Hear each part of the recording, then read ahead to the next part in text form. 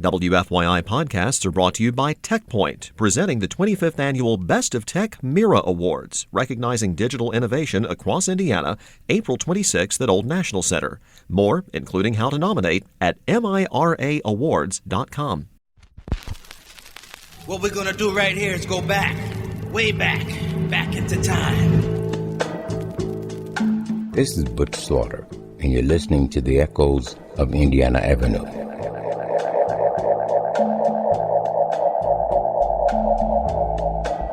Welcome to my neighborhood, the Avenue. I grew up here, and each week I'll be sharing the sounds and stories of the people that made the Avenue great.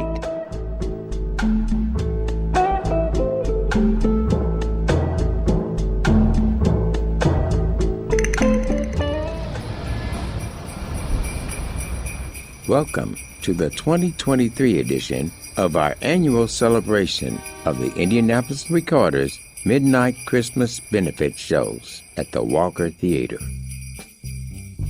Throughout the 1950s and 60s, the Midnight Christmas shows at the Walker Theater were an important part of the Indiana Avenue music scene. The concerts featured up to 60 acts on one stage and ran from midnight until 6 in the morning. Some of the greatest musicians in Naptown performed at the Christmas benefit concerts, including Wes Montgomery and Slide Hampton. Many young musicians had their first big break at the Walker Christmas shows, including Rodney Stepp, best known for his work with the Spinners. I was 13 years old the first time I got to play at the Walker, and it was a Indianapolis Recorder Christmas show. And the Recorder, year after year, would always do this holiday Christmas show, and it didn't start till midnight, if you remember. It was always midnight, which was crazy, but for us, that was the coup de grace. That was like Taj Mahal, Radio City Music Hall for us, in here in Indy. But the entertainment wasn't limited to just music. There were comedians, bodybuilders, burlesque dancers, and female impersonators. The concerts developed from the Indianapolis Recorder Cheer Fund. Established in 1929, the Indianapolis Recorder Cheer Fund was an annual holiday fundraiser that supported families in financial need. During the 1930s, the Recorder Cheer Fund evolved into a benefit concert. These concerts attracted top performers, including the legendary tap dancer Bill Bojangles Robinson, who performed at the Recorder's 1938 benefit show.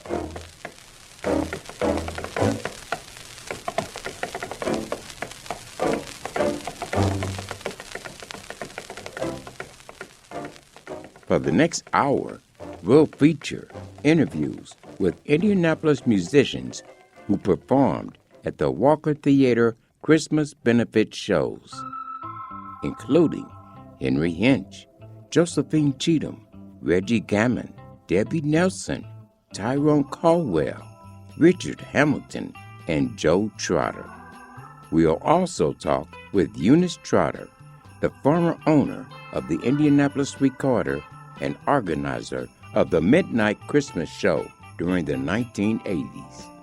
And we'll hear from the legendary Naptown DJ Gino Shelton.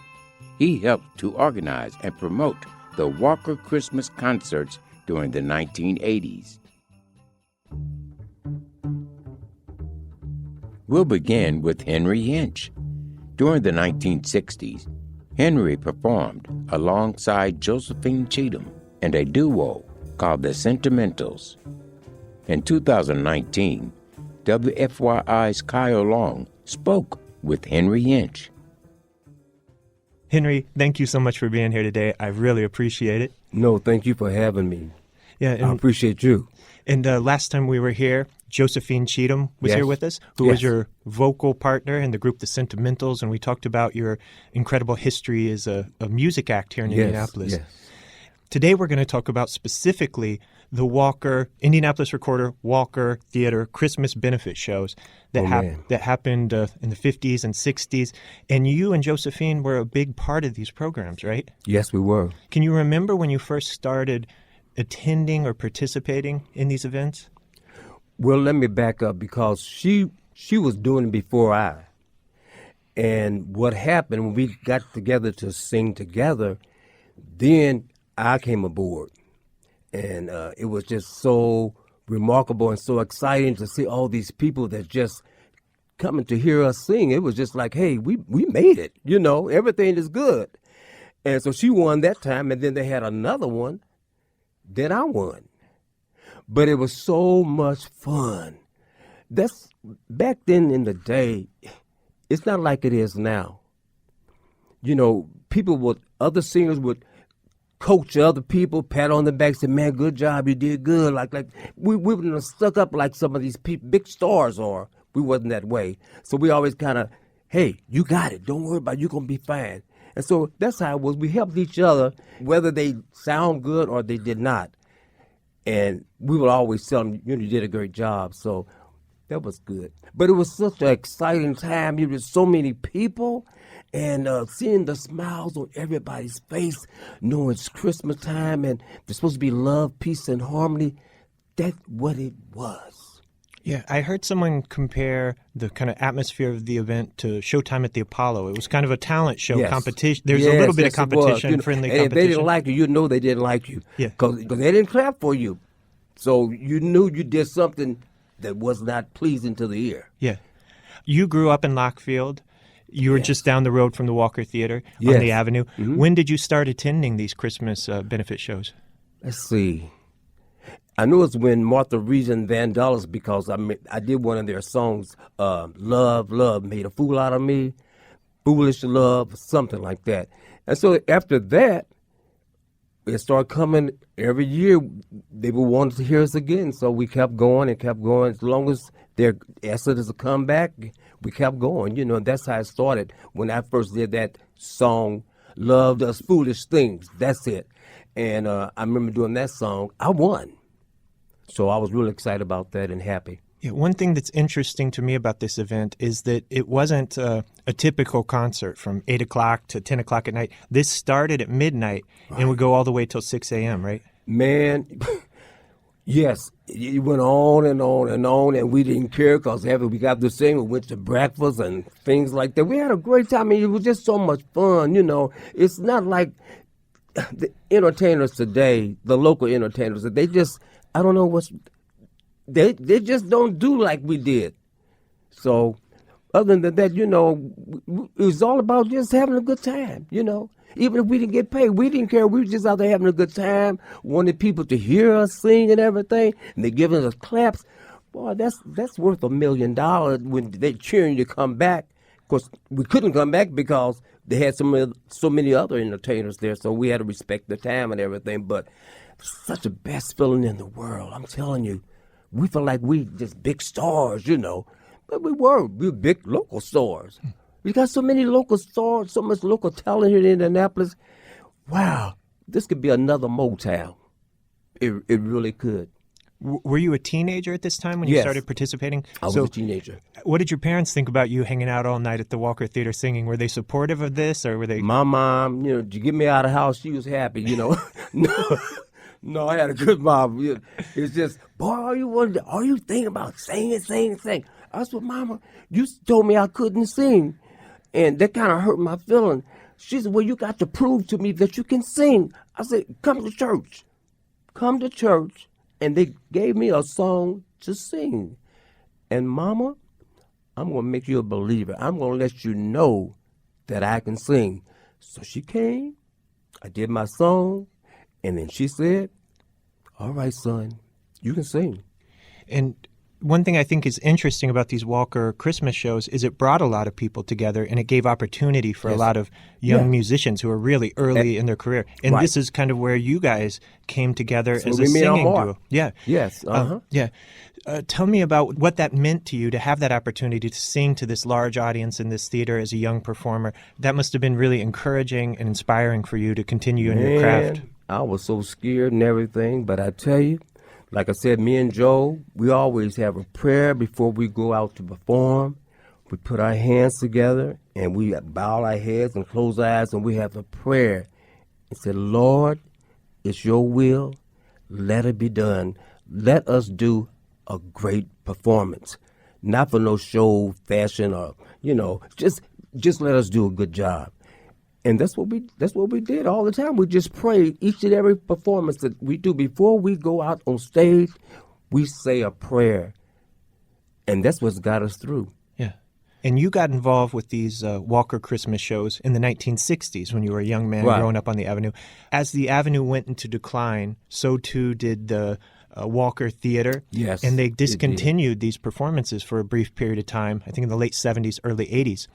But around 1988, they brought it back, the Walker Christmas shows. WTLC. And it Geno Shelton. Yeah, there was a lot of promotion behind this. They brought in a lot of younger entertainers, hip-hop artists, R&B artists. But you and Josephine were such an essential part of these Christmas shows at the Walker that you were kind of the headline acts on this Walker Christmas show revival in 1988, right? Man, that made us feel so great. Yeah. Us feel good. We didn't get, like we were cute or nothing. Of course, we were all cute, But it was just a great experience, When it was just something that we could always dream and remember for the rest of our life. It's just something you can just so precious. And when you're feeling down, like you want to go back and look at the paper or whatever, and say, wow, we sure had a lot of fun. Thanks to the Walker Theater Christmas Benefit Show. And it was a thing that was for sick kids, very ill kids. That's where the money all went. We felt really good to know that we're playing a small part in this affair, and it was meaningful and was good. How do you feel about the legacy of this event, and is it something you would like to see come back? Is the Walker's in renovation now, and they're looking forward to doing some programming there in the future? Is this something you'd like to see come back? Man, we will love it. Please come back. We want to come back to the Christmas Benefit Show at the Walker Theater. Please come back. Please. Well, I think that says it all. And Henry, any memories of what the Avenue was like at Christmas time? Do you have any memories of the kind of atmosphere in the neighborhood? It was just something like New Orleans. When they have their little Mardi Gras and everything, that's how it was. Everybody was happy. Everybody was just singing and just the environment was just so peaceful, and everybody was coming together as one to have a Merry Christmas, to enjoy the singing, to give a person that's got a bow down head to lift their head up. Give them a little Christmas spirit will make you feel good. And that's what it was all about to us. So we could reach somebody that was having problems in their lives as far as like, I don't know how I'm going to pay the rent this month. If we could just boost them up and let them know that, hey, it's going to be okay. You got to believe it's going to be okay. That's kind of atmosphere it was, that we know that we're playing a small part to something that's going to be really big to who's ever there listening to all the entertainers. And our job has been done, so it's just all about having a good time. But the atmosphere was just, everybody's happy. Everybody's happy. Any Christmas message you want to share with the people listening? Silent night, holy night, all is come, all is bright, round yon virgin mother and child, sleep in heavenly peace,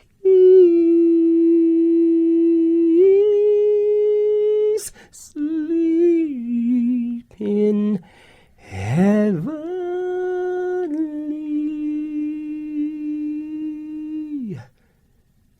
peace.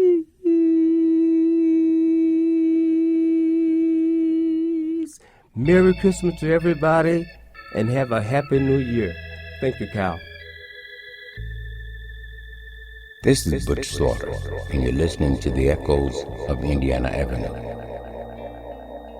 On this week's show, we're looking back at the annual Indianapolis Recorder Midnight Christmas shows at the Walker Theater, an important holiday tradition in Indianapolis during the 1950s and 60s. We just heard WFYI's Kyle Long speaking with Henry Hinch of the Sentimentals. Up next, we'll listen to an excerpt of Kyle Long's recent conversation with Josephine Cheatham. But back, you was asking me about Indiana Avenue, in particularly the Madam Walker Theater, when we had the Christmas benefit show every year. Right, you were a star at the Walker Theater. The talent shows and things they did, you were one of the star attractions, right? I was, as I got a little bit older, but I performed on stage there probably from the age of 8 all the way up until my late 30s, early 40s, when they last had one. Mm-hmm. And you brought up the midnight benefit Christmas concerts at the Walker, and I did want to ask you more in detail about these concerts.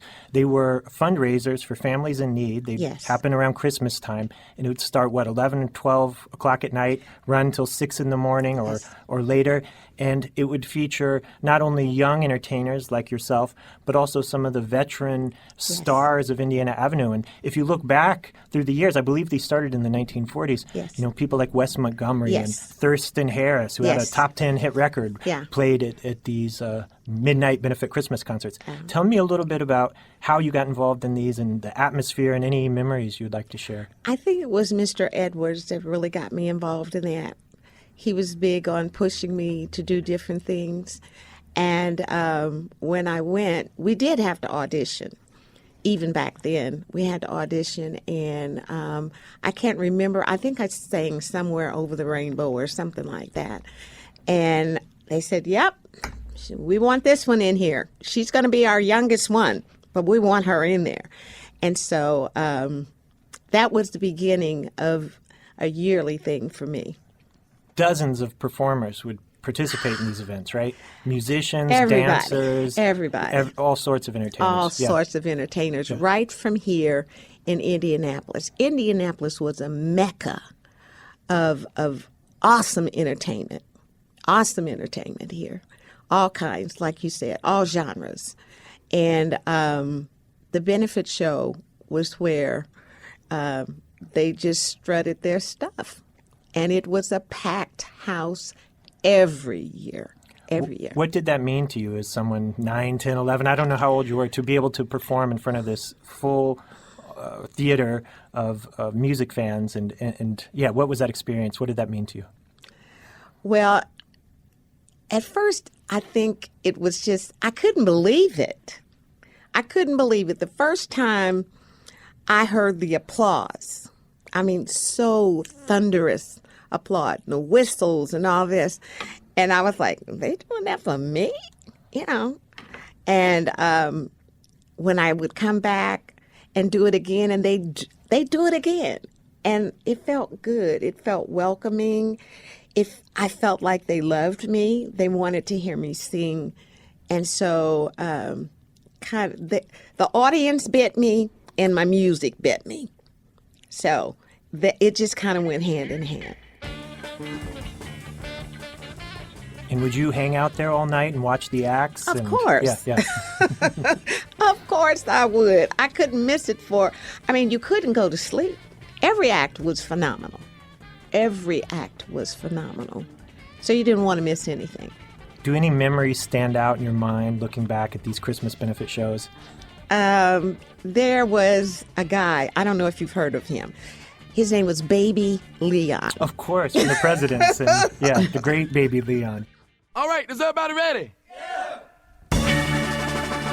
I want you to get in line. Have you heard about the Boogaloo and the Grapevine? But you haven't did one thing, baby. about the shoe shine.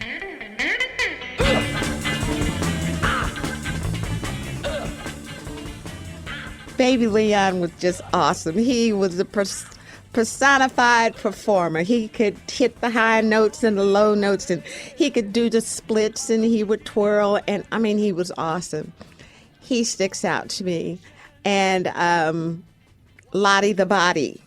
Right, the famous burlesque dancer, right? Lottie the Body sticks out to me because that was the first burlesque dancer that I had ever seen.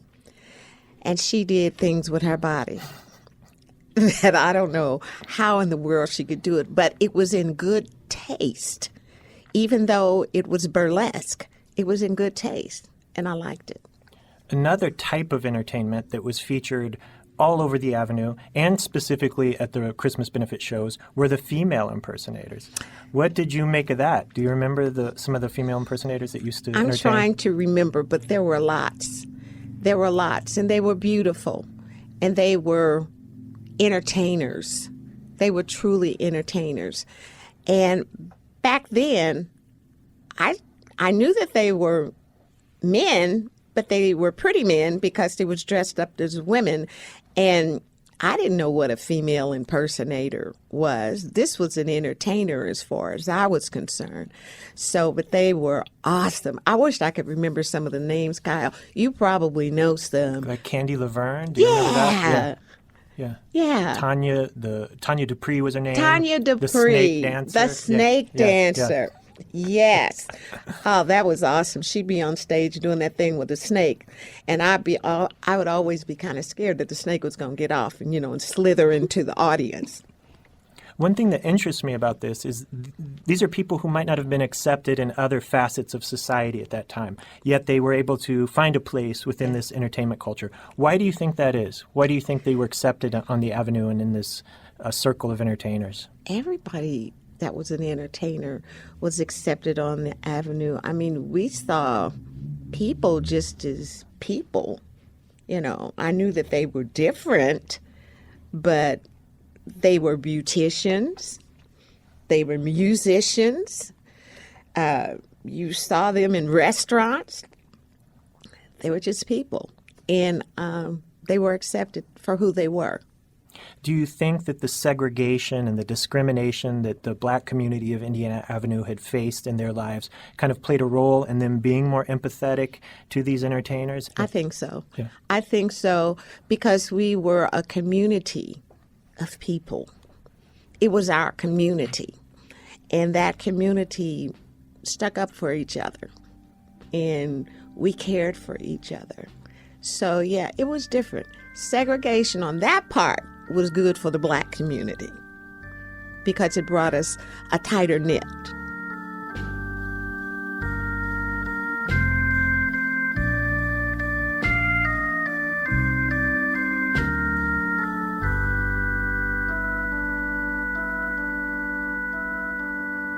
Echoes of Indiana Avenue will return after this short break.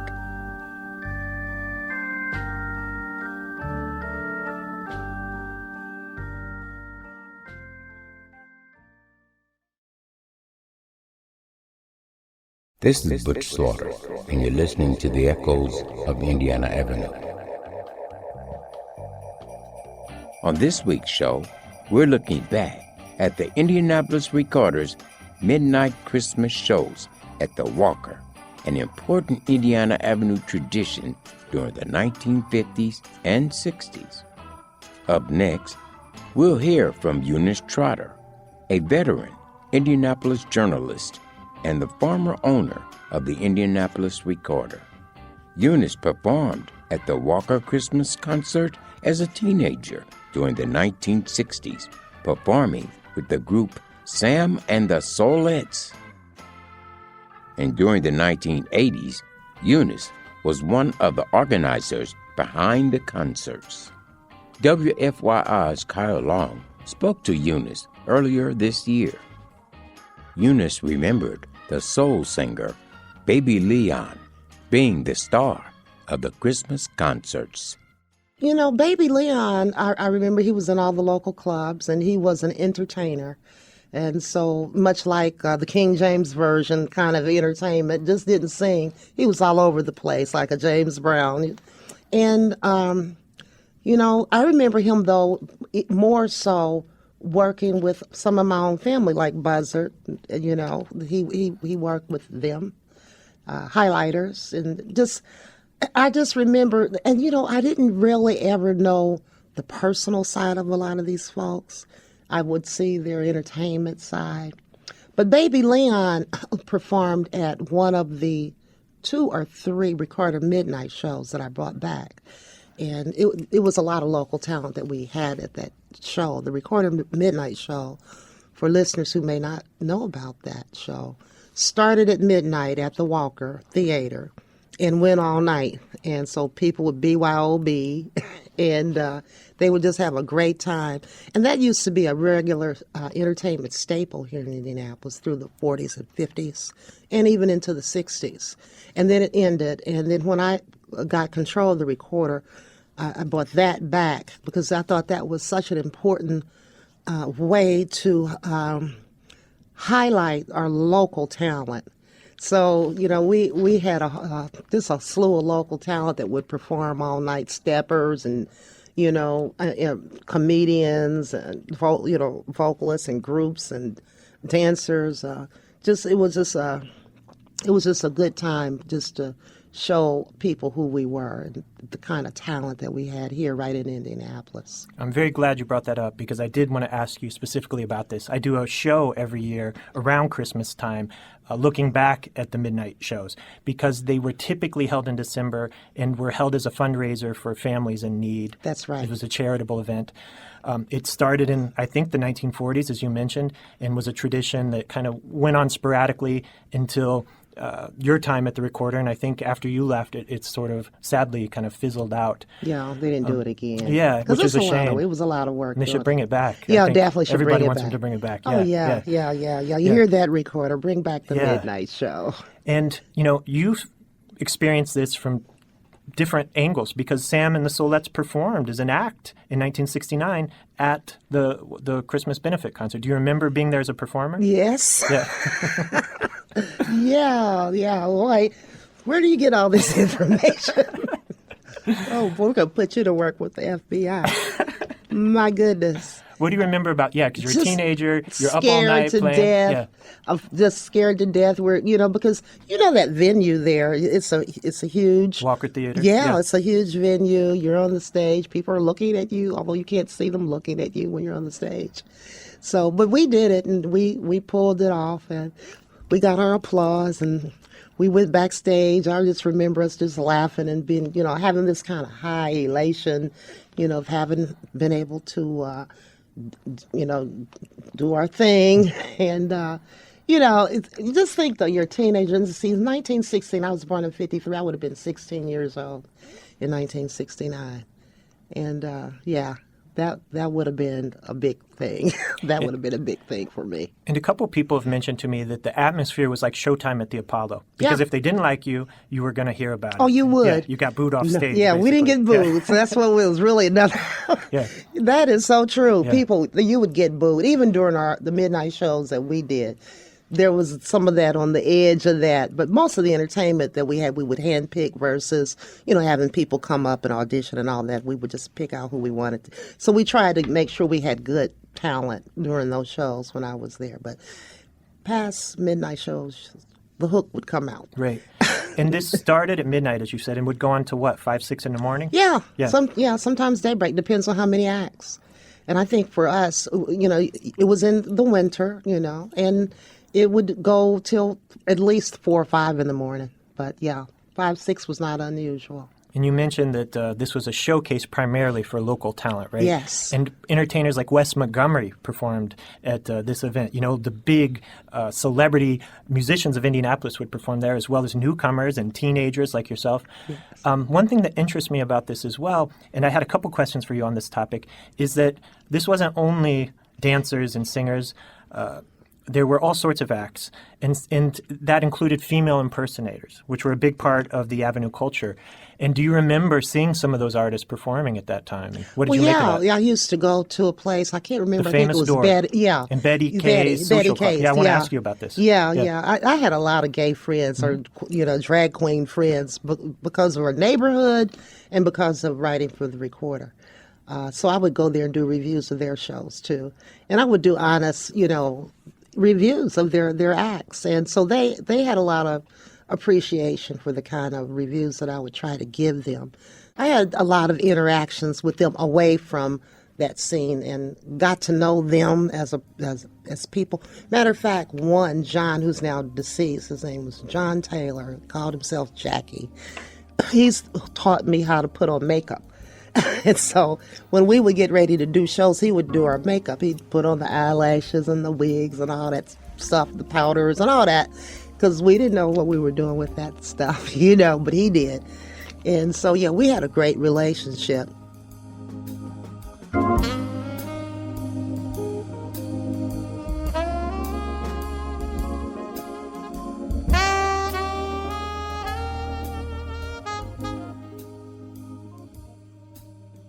That was Eunice Trotter sharing her memories of the midnight Christmas concerts at the Walker Theater. Up next, we'll hear from the legendary Naptown DJ Gino Shelton.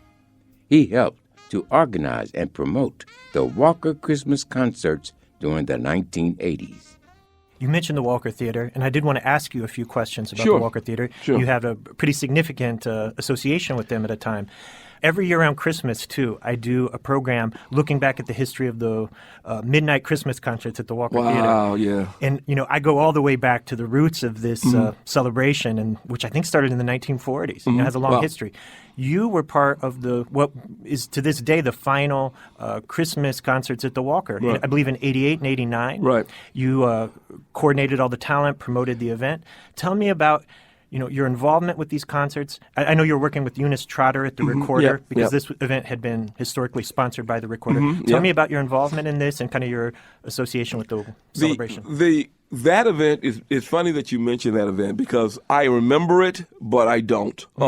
It is funny because all I remember was that, they wanted to do something similar to the Apollo. And all I remember was all of these acts through the years that they already had that used to come every year to perform. And I basically, the talent that I had as far as from what little promotion that I was doing, I used that in incorporation with what the Walker already had to create a show. And for some reason, even though I don't remember details about how I did or what I did, I just have a fond memory of it because it was one of those things where you did it and people talked about it. You didn't think about it, but afterwards people were, man, I saw you at the midnight, blah, blah, blah. And it was really weird because, I've done some pretty big events up until that point. But that particular event, for some reason, it really resonated with a lot of people because it was family. So a little bit of everybody went. And I didn't really understand the tradition of that event. But it was a really, really cool event. And I just kept thinking that, we're going to make this the Apollo at the Walker. We're going to make this the Apollo of the Mid, which is kind of like the theme now at the new Walker, the Madam Walker Legacy Center. That's kind of our running joke / theme is that we're going to become the Apollo of the Midwest. That's going to be, even though they're way more than an entertainment facility, they're about a lot more as far as educational and giving back to the community. But, my angle in it is that I'm going to turn the theater into the Apollo of the Midwest. So, that was a great event. And there's been several times that I've been approached about bringing it back. You got to. Several times people have asked me, man, just one more time, just try to do it. And I thought about that because Guy Black used to do a talent show, who was another cohort of mine that worked at TLC. He had a great talent show that he used to do that for years. And I told him, man, you need to come back and let's do one together. So, you never know. Just the concept of a midnight show like that, and it came, midnight. But, hey, it worked.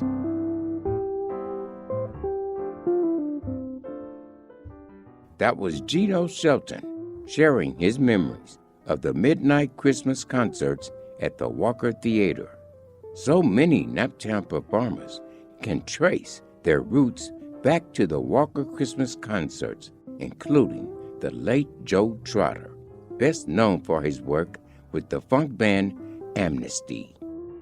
During a 2019 interview with Kyle Long, Joe recalled performing at the Walker Christmas concerts with the Embers. Did any of you ever play or attend the midnight Christmas shows they used to do back at the Walker? I know you guys weren't living on the avenue. The Embers did. No, I didn't. The I Embers, did, yeah. the Embers played at the midnight Christmas show. Yeah, the Embers did. You have any memory of that? It's just coming back to me now. Yeah, But we did at the Walker. yeah. They used to go from midnight till 6 a.m. Right? Yeah, It was in an the all-night morning. show. Yeah. Do you have any memory of playing over there? What that experience was like? We only done it one time. Yeah. But that was when we was first starting. We was surprised. We kicked butt on stage Yeah. because they didn't know too much about us then. Yeah. All I can say is that it got me hooked. Yeah. Was that the first time you played at the Walker? Yes. At the time, the theater was kind of deteriorating in the mid '60s. Was it a kind of an honor to play at the Walker Theater? Was it? How I did you feel thought about so. it? Yeah. Here we are, this little group playing at the Walker in front of all the people, all the brothers and sisters, and getting a response from them. Reggie Gammon started singing at the Walker Christmas concerts during the 1950s. Reggie is a founding member of Al Hobbs and the Music Masters, a legendary Indianapolis gospel group.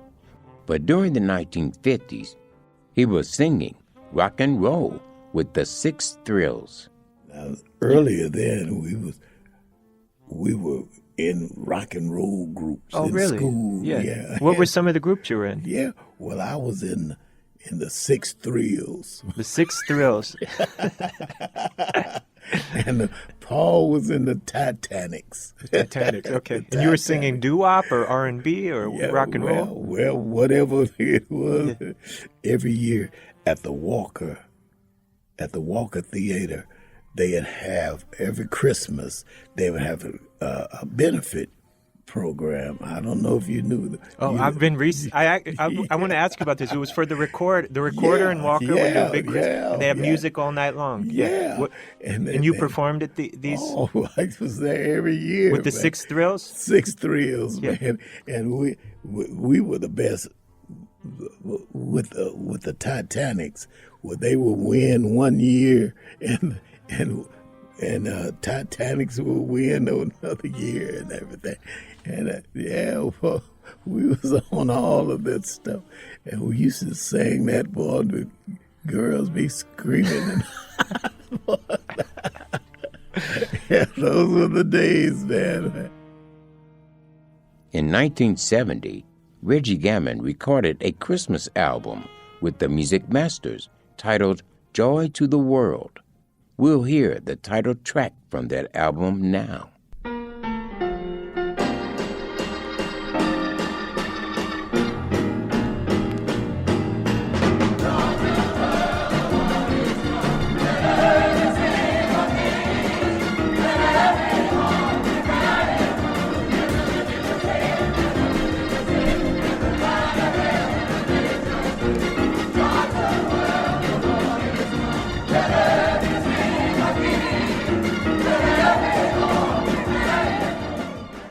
This is Butch Slaughter, and you're listening to the echoes of Indiana Avenue.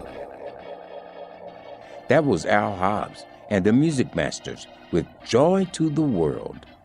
On this week's show, we're looking back at the Indianapolis Recorders Midnight Christmas Benefit Concerts at the Walker. Up next, we'll hear from 3 Indianapolis musicians who performed at the Christmas Benefit Concerts during the 1960s. Debbie Nelson of the In Full Transition Band, Richard Mitchell of the Hamilton Movement, and Tyrone Caldwell of both the Hamilton Movement and In Full Transition. They spoke with WFYI's Kyle Long in 2018. One thing about the Walker I wanted to ask you and everyone else, did any of you participate in the Walker Christmas shows with the recorder? Oh, Jesus, you would be there all night long. You'd have to be there by to get a 12 turn. o'clock and wouldn't even get on sometime till 5 or 6 in the morning. Really? Yeah. Just waiting and waiting. Yeah. Oh, but once you got on stage. I think since Midnight special. I think Keenan got on that night. Yep, Sensation? yep. They The was up Sensation. there. Yeah. Yes. But the wait was so long, but it was fun. The audience, they stayed. I don't care how long it took. They stayed. And when you came out there now, that was like that was that club in New York where they take that cane and pull you Apollo. off. Apollo. Yeah, it was like the Apollo. It was like live at the Apollo. Don't get over there and mess up. Because they had no problem with booing you. None at all. So, but it was fun. And you look out there, it was packed from the front row all the way to the back to the upstairs. Packed. As late as it was, they stayed. They'd get there around 10:30, 11 to get a good seat, and they stayed until it was over. It would start at midnight and then go all until the morning. Yeah. How many times did you perform at the Walker I Christmas performed show? 3 times Yeah. there. Do you remember what you sang? Is it too distant of a It memory was now? either something by Aretha or by Gladys. Those were my 2 favorites. Tyrone, who did you play with at Baby the... Leon. Okay. We was behind Baby Leon, Yeah. Ricky, myself. Yeah. What do you remember about those Christmas shows? Well, there was so many good groups on before us, like the Vanguards, like I say, the Sensations, and Yeah, that's right. it was, when you got up there, you had to really be on your. Don't let them boo me. Yeah, James Bell, and then you Yes. had, Walter Webb. Yes. And then you. I remember all of them. It was so many groups back then. Yes, it was. Iron Jaw, Memphis. Yeah. Oh, yes. Yeah. Did you see him? Oh, he performed. I played behind. He performed at Surfside 7 when I was Roosevelt there. Matthews. I would sing, and then they had this voluptuous dancer. Tap dance. She was beautiful.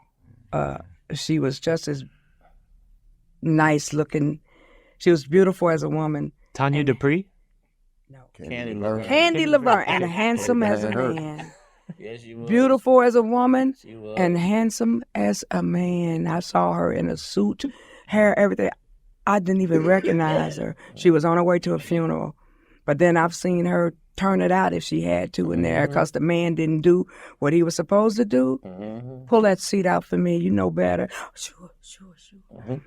But I loved her. And Iron Jaw. Describe to me, tables. his act. He would come out on the skates. He would skate around the club. And then he would see a lady and take her up. And he would ask her to sit on the table.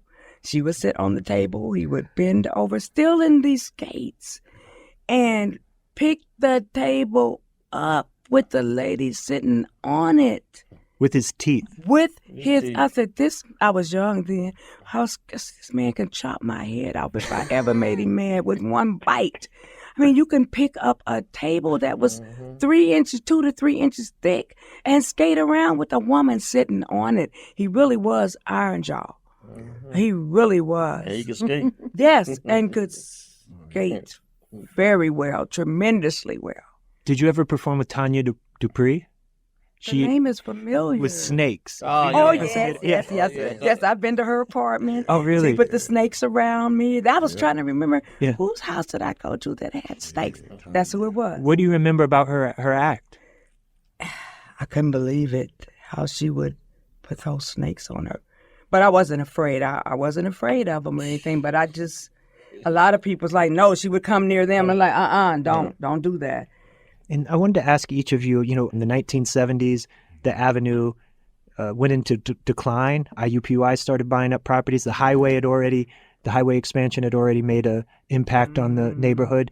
A lot of that history was just erased so carelessly and thoughtlessly. How did you feel at the time seeing that happen? And how do you feel now looking back at what happened and kind of the erasure of all that culture and history? Tyrone? Well, the road was dirt. And, we was on the old buses, and it was just fun then. But now, to me, it's boring. I can't help to say it. It's boring down there now, man. There's nothing going on. I mean, other than Walker Theater. I mean, everything else is just kind of, it's too commercial, I guess. That's what I want to say. back in the day, we had somewhere to go and enjoy ourselves. Just like Beale Street in Memphis. That was the avenue to us, Beale Street. Kind of miss it. Richard, what thoughts do you have on the kind of destruction of the avenue and how it's... I basically, it's, you know, I think it's more or less black heritage, you know. That was our culture. Up through there, we didn't have really that many places to go, but that was our culture. But you can get anything from a kiss to a killing up through there. But, you know, it was our culture, you know, and you can't stop progress, I guess, you know. So it's empty, you know, to me, you know, but that's all I can say on it. Debbie, what thoughts do you have on that? Sad thoughts to see where I began just destroyed, like as if it meant nothing, just wiped out, as if you never existed, just torn up, as if we never lived a life there that needed to be kept.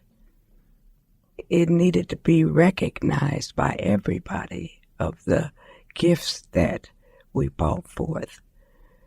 Our livelihood, our joy, our ability to function in a manner that only we knew was just wiped out for progress.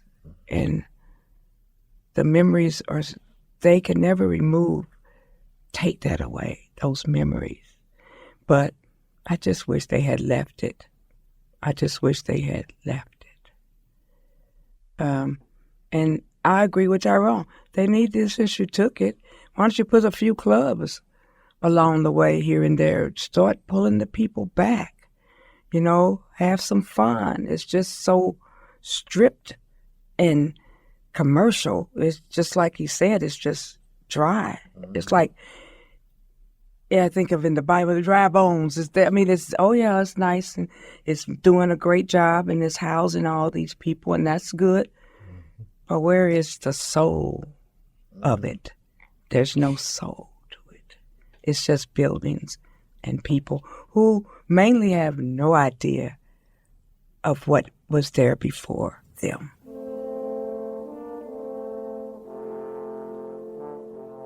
That was Debbie Nelson, Richard Mitchell, and Tyrone Caldwell discussing their memories of performing at the midnight Christmas shows at the Walker. We'll end this week's show with one more track from the Music Masters. This is We Three Kings.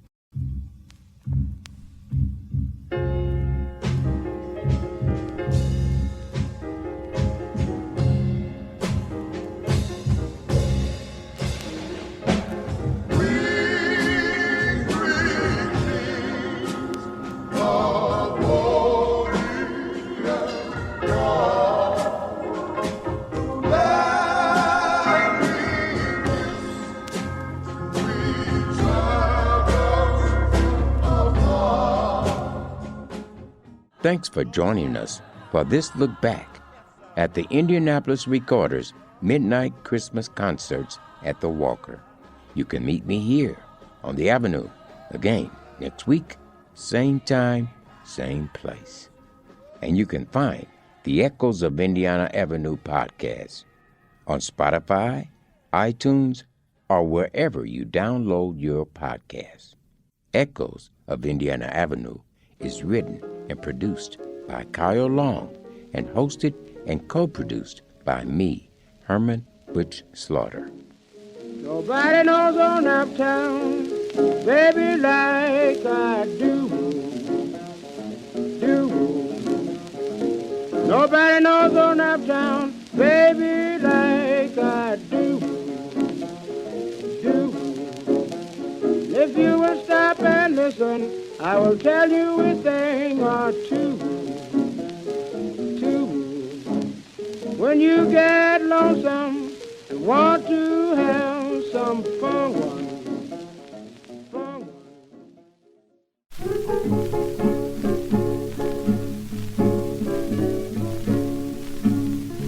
The blues come falling, they fall like drops of rain.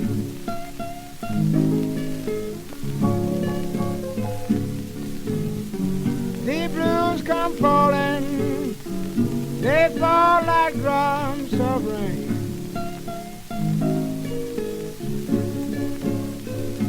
I got to spend my Christmas locked up in jail again. WFYI podcasts are brought to you by TechPoint, presenting the 25th Annual Best of Tech Mira Awards, recognizing digital innovation across Indiana, April 26th at Old National Center. More, including how to nominate, at miraawards.com.